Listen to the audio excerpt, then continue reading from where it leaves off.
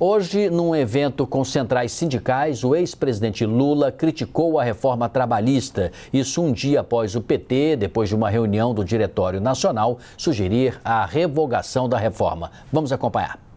Não teve reforma coisa nenhuma, foi desmontar os direitos trabalhistas e desmontar a estrutura sindical que, mesmo eu não concordando com ela, era preciso que os dirigentes sindicais participassem do modelo de estrutura sindical que nós queremos no país. Bem, vamos chamar Gustavo Uribe aqui para conversar conosco.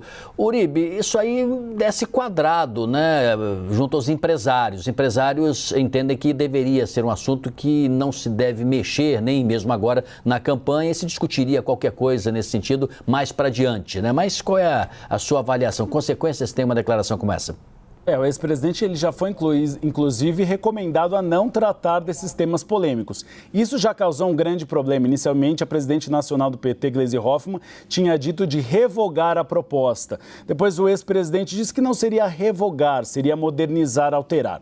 A reforma trabalhista trouxe avanços. Ela trouxe a regulamentação, por exemplo, do home office, que é uma atividade que na pandemia do coronavírus não era regulamentada e que você teve uma necessidade maior de que as pessoas trabalhassem em casa. Ela criou também a possibilidade das gestantes não trabalharem em locais insalubres de grau máximo, que era uma questão bastante ainda questionável. E ela trouxe também a questão das férias. O empregado e o empregador podem negociar a divisão das férias, o que antes não era permitido. É claro que toda reforma precisa de atualizações. E a gente tem visto, por exemplo, a condição hoje daqueles entregadores de aplicativos. Eles precisam de normas que tenham, que assegurem a eles um pouco mais de proteção e também direitos trabalhistas.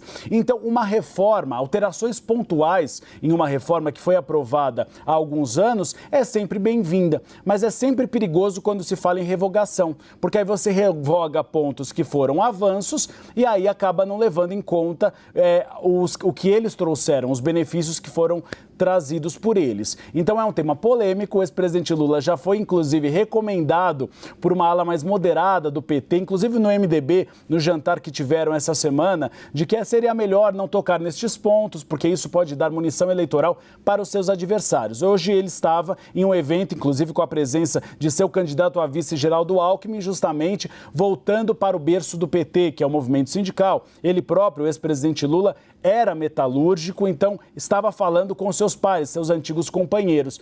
Mas, nesse momento, ele acaba criando uma nova polêmica. Vamos observar se realmente o PT levará adiante uma eventual revogação de uma lei que teve alguns pontos que precisam ser melhorados de fato, mas trouxe muitos avanços também.